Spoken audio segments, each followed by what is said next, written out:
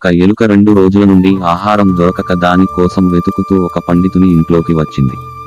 ఇల్లంతా తిరిగి ఒక బుట్టలో మొక్కజొన్న గింజలు ఉండటం గమనించింది. ఎంతో ఆకలిగా ఉన్న ఆ ఎలుక వాటిని చూడగానే దానికి నోట్లో నీరూరింది. వెంటనే బుట్టపైకి ఎక్కింది. కానీ ఆ ఇంటి వారు దాని పైన గట్టిగా ఒక మూత పెట్టారు. నిరాశగా కిందకి దిగి ఆ బుట్ట చుట్టూ తిరిగింది. ఈలోగా దానికో ఆలోచన వచ్చింది. వెంటనే చకచకా అది పట్టేంత రంధ్రాన్ని బుట్టకు చేసింది.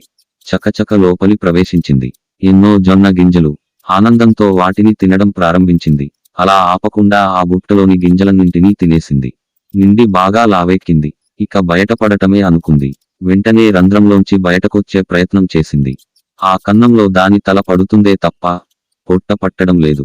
పోనీ ఆ రంధ్రాన్ని పెద్దది చేద్దామంటే బాగా తినడంతో ఆయాసం.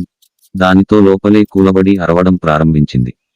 ఈలోగా అటువైపు వెళుతున్న ఒక పందికొక్కు దాని అరుపులు విని ఆ వైపు వచ్చి బుట్టలో ఉన్న ఎలుకను చూచి ఏం జరిగింది అని అడిగింది. ఎలుక జరిగిందంతా చెప్పింది. అంతా విని పందికొక్కు, నువ్వు 4 రోజులు ఉపవాసం ఉండు. అప్పుడు గాని ఈ రంధ్రంలోంచి బయటకు రావచ్చు. అయినా తేరగా దొరికింది కదా అని మితిమీరి తింటే ఇలాగే జరుగుతుంది అని చెప్పి ఎంచక్కా వెళ్ళిపోయింది. ముందు వెనుక ఆలోచించనందుకు తగిన శాస్తి జరిగిందని మనసులో అనుకుని ఆ ఎలుక మరో మార్గం లేక బుట్టలోనే కూర్చుండిపోయింది.